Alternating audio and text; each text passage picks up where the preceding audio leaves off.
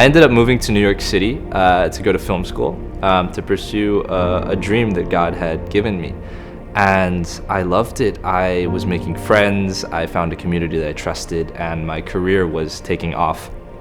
I actually went to Ethiopia to film a movie about a 16-year-old orphan boy that I met in the country. His name is Abel, and I met him on a mission trip in 2018. At the time, I had really felt God's favor on the project.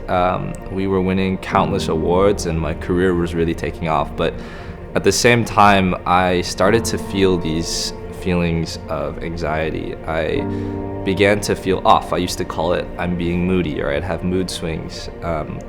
Small things that used to not really bother me started making life really, really difficult. I was unable to make small decisions. My thoughts would spiral. I would lose control over how I react to something or how I would process things. It eventually turned into a series of panic attacks and anxiety attacks where I remember just my chest would tighten up. I would be panting, I would be hyperventilating, I would be uncontrollably shaking and crying, and I couldn't control or couldn't understand why any of this was happening. I would remember waking up every morning terrified that I would have another anxiety attack that would ruin my day, that would ruin my week. There were days that I would be hiding and sobbing in the hallway, just waiting for someone to find me to ask if I was all right. I still don't really know what caused it or what was the trigger for that season of my life, but it's frightening even now to think that I am beginning to forget how scary and painful that time was. And so people started referring me to therapy, and I hated the idea of going to therapy. I never wanted to be considered a person who had something wrong with them, and I really, really shut down the people who were trying to help me in that regard.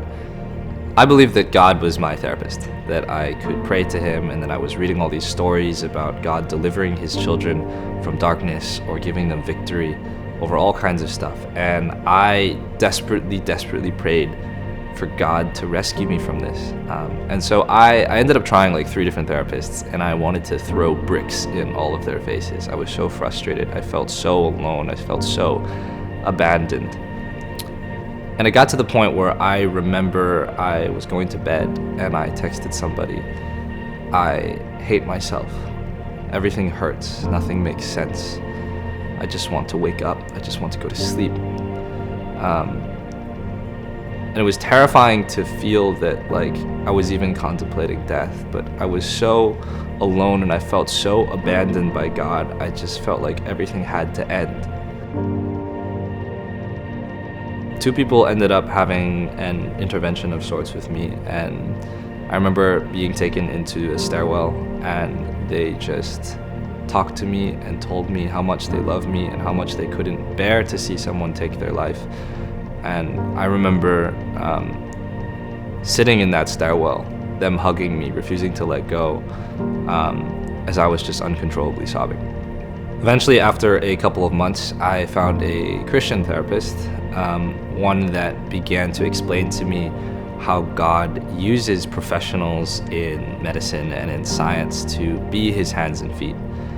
I learned how to describe my emotions, how to track my panic attacks, how to be vulnerable with people that I can trust, and for a while it felt like it was getting better. But simultaneously, I was also pushing forward with a follow-up to the film I did in Ethiopia. I was developing a feature film about Abel's life, and I've been able to keep in touch with him over Facebook Messenger, and after a couple of months, he actually began to reveal to me that he himself was also going through a period of anxiety and depression. And despite his broken English, I felt like I could understand what he was trying to say. The self-talk was the same, the fear was the same. And he told me that these thoughts had started to come up 6 months ago. And that was the exact same time it happened to me. And so I came to this realization that this kid was going on a parallel journey with anxiety with me 7,000 miles away on the other side of the world. And at some point, I realized that I had to go back and see Abel again. So in this past August in 2021, I flew back to Ethiopia by myself. I wasn't there to make a movie. This time I was there just to be with him. And I tried to share all the things that my therapist once told me. how to be vulnerable with others, how to articulate our emotions, how to track these feelings. And one night, I watched as Abel suffered from a full-blown anxiety attack, running away, shutting down, refusing to talk.